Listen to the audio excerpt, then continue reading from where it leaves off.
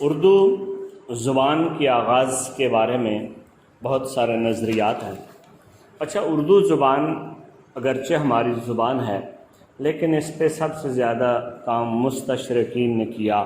مستشرقین ان انگریز یا یورپین جو اسکالر تھے، جو ریسرچر تھے، جنہوں نے لسانی تحقیق ہوتی ہے، انہیں ہم مستشرقین کہتے ہیں، جیسے Garcin de Tassy, sir Charles Lyall, Grierson, John Beames, Gilchrist, doctor Suniti Kumar Chatterji, یہ وہ لوگ ہیں جنہوں نے ہماری زبان پہ کام کیا۔ اردو کی جو ابتدا کے نظریات ہیں وہ دو اس کے ادوار ہیں۔ پہلا دور وہ مستشرقین کی لسانی تحقیق ہے جو انہوں نے مواد جمع کیا اور اپنے ریسرچ کی، اور دوسرا آگے آپ جا کے سمجھ جائیں گے کہ انگریزوں کو ہماری زبان سے اتنی دلچسپی کیوں تھی۔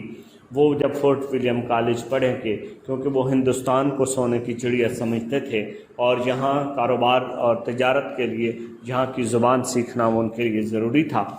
تو بہرحال دوسرا جو مرحلہ ہے وہ مقامی یا قومی لسانی تحقیق ہے۔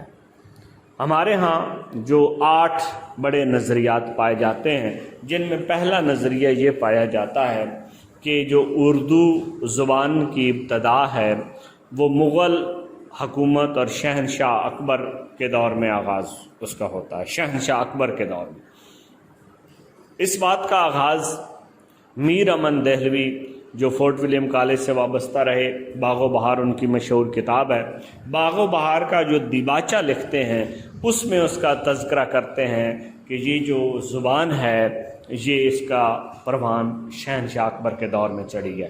اور پھر بعد میں جو انشاء اللہ خان انشا کی کتاب دریائے لطافت ہے، اس میں بھی وہ اس کی اس بات کو مانتے ہیں۔ ایک نظریہ یہ ہے، اور اس میں بلکہ انگریزوں میں سے سر چارلس بھی اس بات کو مانتے ہیں۔ چارلس لائل کہتے ہیں کہ اور شمالی ہندوستان کی وہ بولی ہے جس نے عہد اکبری کے اردو بازار میں مختلف زبانوں کی آمیزش سے جنم لیا، دراصل یہ لشکر کی زبان ہے۔ تو شہنشاہ اکبر کے زمانے میں عہد اکبری میں یہ بھی مان رہے ہیں۔ پہلا نظریہ یہ ہے۔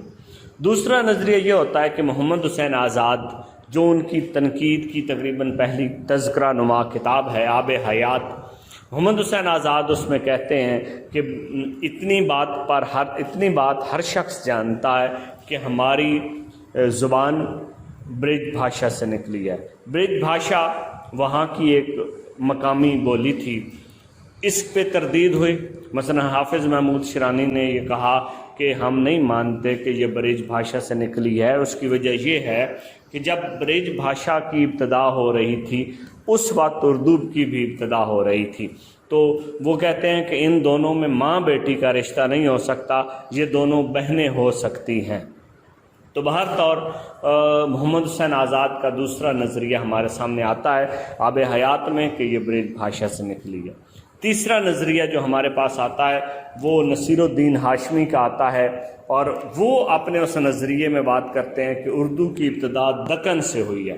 1923 میں انہوں نے کتاب لکھی اور انہوں نے کہا کہ جو وہاں کی لوکل زبانیں تھیں، مثلا دکن میں مرہٹی بھی، تامل بھی، تیلگو بھی، بھاشا بھی، پھر اس میں عربی کے الفاظ ملے، پھر فارسی کی آمیزش ہوئی، تو کہتے ہیں یہ ابتدا جو ہے وہ اس کا مطلب یہ زبان جو بولی گئی یہ دکنی زبان تھی، اور دکن سے، اور بلکہ وہ کہتے ہیں کہ دکنی دور سے بھی کئی پہلے بہت ساری کتابوں میں اس کا تذکرہ ہوا تھا۔ تو 1923 میں دکن میں اردو، نصیر الدین ہاشمی نے جب نظریہ پیش کیا، اس نے اقبال کو کتاب بھیجی، تو اقبال نے خط میں لکھا تھا کہ علامہ اقبال نے کہا کہ پنجاب میں کچھ پرانا مسالہ موجود ہے، اگر کوئی تحقیق کرے تو نئی بات سامنے آ سکتی ہے۔ جب ان کی یہ بات سامنے آئی تو حافظ محمود شیرانی نے تحقیق کی، اور ٹھیک 5 سال بعد 1928 میں حافظ محمود شیرانی کی کتاب منظر عام پر آ جاتی ہے، اور وہ ہے پنجاب میں اردو۔ حافظ محمود شیرانی، پنجاب میں اردو، 1928۔ اس میں وہ یہ ثابت کرتے ہیں کہ اس زبان کا تعلق पंजाबी से ज़्यादा है और ये पंजाबी के करीब है ये उर्दू ज़ुबान। उन्होंने कवायद की बहुत सारी मिसालें दी। मसलन एक मिसाल आप देखें कि वो कहते हैं कि जैसे अगर आप पंजाबी में मुंडा कहते हैं तो उर्दू में आप लड़का कहेंगे, पंजाबी में आप कुड़ी कहते हैं, उर्दू में आप लड़की कहेंगे।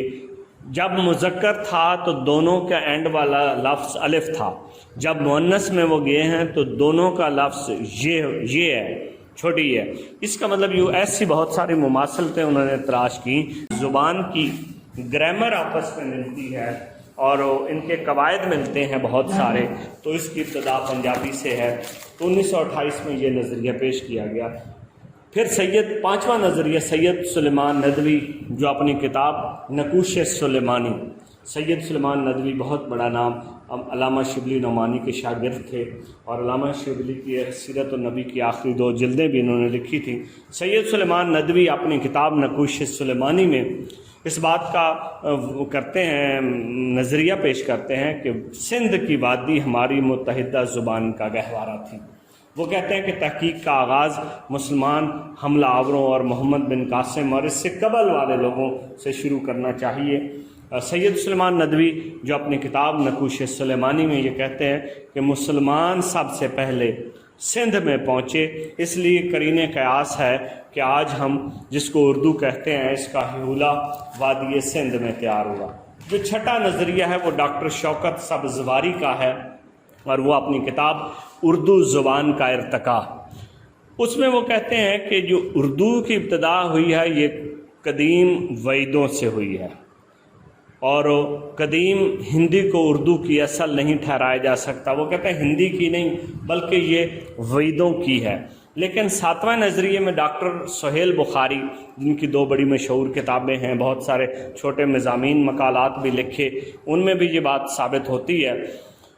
उसमें यह है कि उर्दू का रूप, उर्दू की कहानी, ये 2 ऐसी किताबें हैं जिनमें डॉक्टर सुहेल बुखारी ने यह कहा कि इसका वीदक से कोई ताल्लुक़ नहीं, कि उर्दू तो वीदक रगे वीद जो इनकी बड़ी किताब है उससे पहले भी हो चुकी है, तो वो इसका और घर बताते हैं।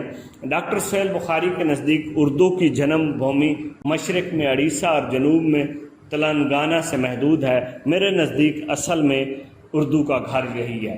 तो वो अड़ीसा और तेलंगाना उस जगह को उर्दू का बुनियाद करार देते हैं। इसी तरह 8वां नज़रिया ऐनुल हक फरीद कोटी का है। उनका वो कहते हैं ये द्राविड़ी ज़ुबान से है।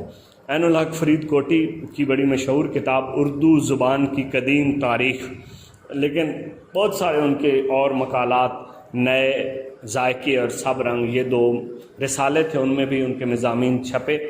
तो ऐनुल हक फरीद कोटी द्राविड़ी से कहते हैं और वादी सिंध और हड़प्पा और मंझदाड़ू में इसकी तारीख़ शाया हुई उर्दू ज़बान की, ये वो तारीख़ बताते हैं। तो ये वो नज़रियात हैं और इनको आपने इसी ऑब्जेक्टिव टाइप, इसी किताबों के नाम, ऑब्जेक्टिव में सवाल यूँ आता है हाफिज़ महमूद शिरानी की किताब कब छपी, नीचे 4 ऑप्शन होंगे। नसीरुद्दीन हाशमी की किताब कब छपी, द्राविड़ी का नज़रिया किसका था, तो इसको आप नोट करें। उर्दू ज़ुबान के नज़रियात, रस्मुल ख़त, अहद और किताबें, इसको आप अच्छी तरह तैयार करें।